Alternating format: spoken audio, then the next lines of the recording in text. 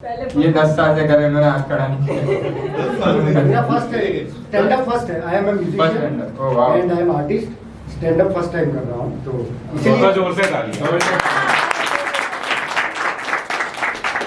मेरा आज का फर्स्ट डायलॉग ये था कि मजाक मजाक में बहुत सारे लोग आ गए, बट अब तो ये बोल नहीं सकता क्योंकि पहला ही सो गुजरात के एक बहुत अच्छे हास्य कलाकार हैं, उनके कुछ जोक्स मैं बताऊंगा। सो जो आइडेंटिफाई कर लेगा उसके लिए भी क्लैप और फिर उनके लिए भी हम क्लैप करेंगे जो हास्य कलाकार हैं। तो उनके जोक्स मैं बोलूंगा, तो आपको सोचना, अगर आपने सुना हो उनको तो आपको आइडेंटिफाई करना है कि वो कौन है। एक हिंट मैं दे देता हूँ, आई मीन जिसको आइडिया आ जाए वो अपना हाथ खड़ा कर सकता है। कल ही उन्होंने परफॉर्म किया है अहमदाबाद में।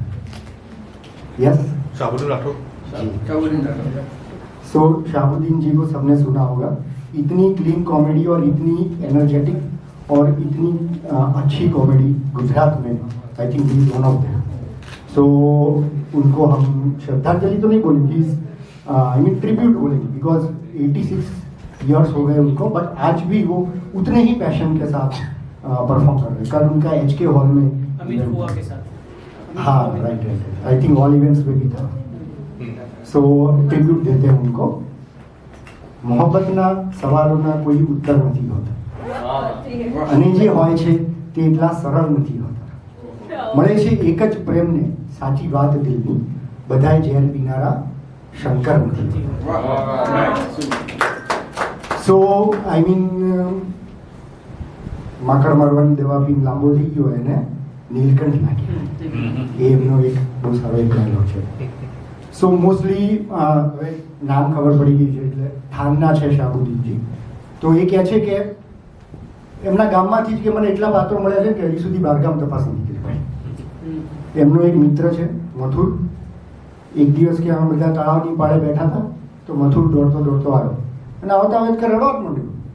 એટલે મેં કીધું લે મથુર તું આટલો બધો રડે જ કેમ? તો કે હું જે કન્યા પસંદ કરું ને મારી બા ધડ દઈને ના પડે।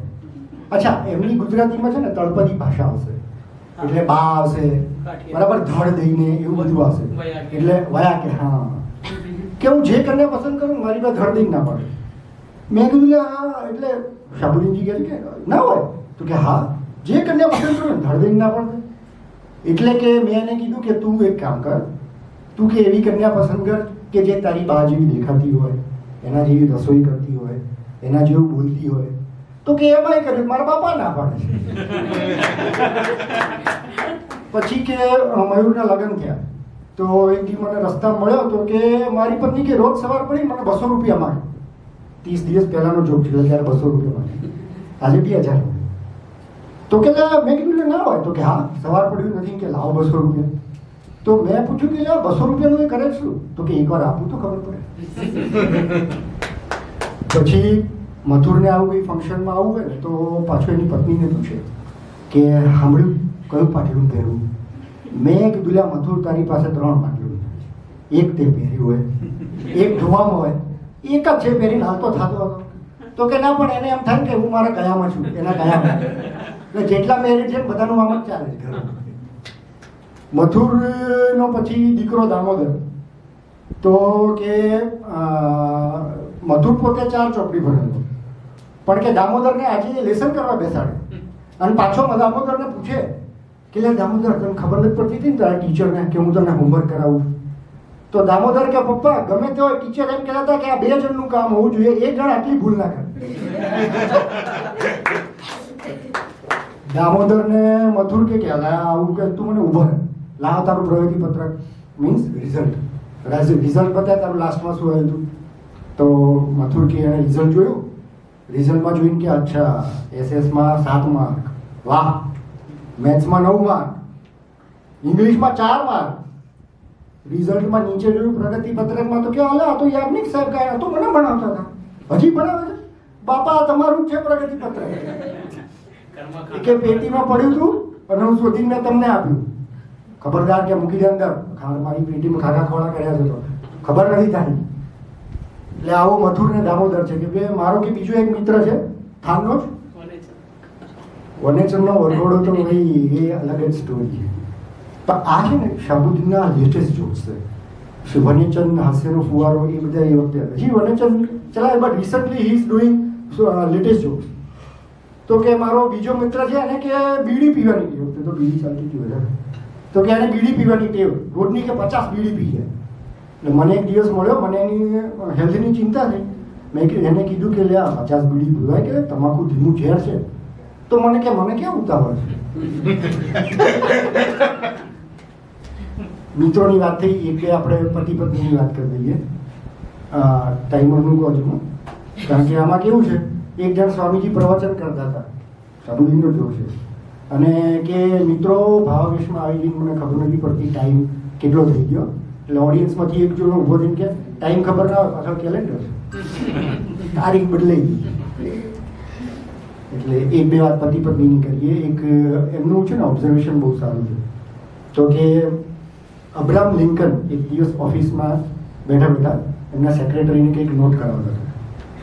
તો અંદર એક બેન આવ્યા અને અંદર આવીને સેક્રેટરીને નોટ કરાવ્યું, વચ્ચે કંઈક બોલે જ રાખે. હવે સેક્રેટરી અને લિંકન સાહેબનું એ કમ્યુનિકેશન ગેપ આવી જતો હતો, તૂટી જતો હતો. તો વચ્ચે તો સેક્રેટરી બોલાય નહીં લિંકન સાહેબની, એટલે આખું નોટિંગ પતી ગયું. પછી એ બેન બહાર ગયા એટલે સેક્રેટરીએ સાહેબને પૂછ્યું કે સાહેબ કર્કશાબાઈ કોણ છે? કર્કશા એટલે બહુ કકળાટ કરે, વચ્ચે બોલ કરે છે. તો કે લિંકન સાહેબ કે એ મારા પત્ની છે. એટલે સેક્રેટરી કે સાહેબ સોરી હા મારી ભૂલ થઈ, મને ખબર નહોતી. એટલે લિંકન કે ભૂલ મારી છે, તમે કેમ માફી બોલો? ઘણા આપણે પતિ પત્નીની વાત કરીએ ને, ઘણી વાર કેવું હોય કે પત્ની હોય ને અને પતિ એટલો એને પ્રેમ કરતો હોય કે કોઈ પણ પત્ની ભૂલ કરે ને તો એને કશું કહે જ નહીં. એક એનો એક્ઝામ્પલ સાહેબ આપે છે. એક કે મારો મિત્ર છે ને એ ઓફિસથી ઘરે આવ્યો સાંજે, તો એના પત્નીએ બારણું ખોલ્યું.